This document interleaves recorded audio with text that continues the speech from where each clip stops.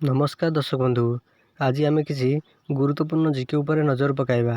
ता पूर्व आपन जदि नुआ करी वीडियो देखुछंती तेबे आम चैनल को एबे ही सब्सक्राइब करी पाखे आसुवा बेल आइकन को क्लिक करंतु। आज प्रथम जीके हेउची वर्तमान भारत में केतोटी राज्य रही। ऑप्शन ए 25टी, ऑप्शन बी 26टी, ऑप्शन सी 27टी, ऑप्शन डी 28टी।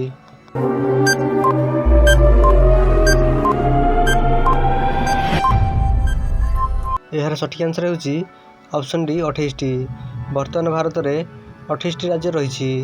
परवर्ती प्रश्न, वर्तमान भारत में केतोटी केंद्रशासित अंचल रही। ऑप्शन ए 8टी, ऑप्शन बी 9टी, ऑप्शन सी 10टी, ऑप्शन डी 11टी।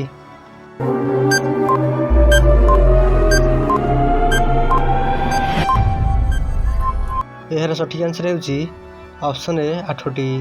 वर्तमान भारत में 8टी केंद्रशासित अंचल रही। परवर्ती प्रश्न, भारतर पार्लियामेंट रे केतोटी सभा रही। ऑप्शन ए 2टी, ऑप्शन बी 4टी, ऑप्शन सी 7टी, ऑप्शन डी 5टी।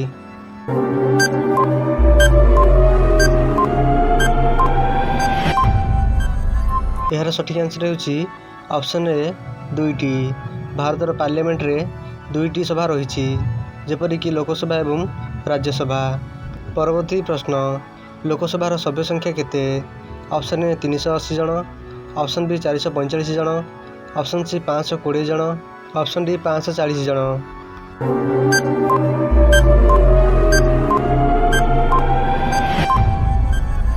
यार सठिक आंसर होउची ऑप्शन बी 545 जन। लोकसभार सभ्य संख्या 545 जन अटंती। यही भली इंटरेस्टिंग जीके जानिया पई आम चैनल को एबे सब्सक्राइब करी पाखे आसुवा बेल आइकन को क्लिक करंतु, जहाद्वारा आपण सर्वप्रथमे इंटरेस्टिंग जीके जानी पारिबे। वीडियोटी को शेष पर्यंत देखिबारु धन्यवाद।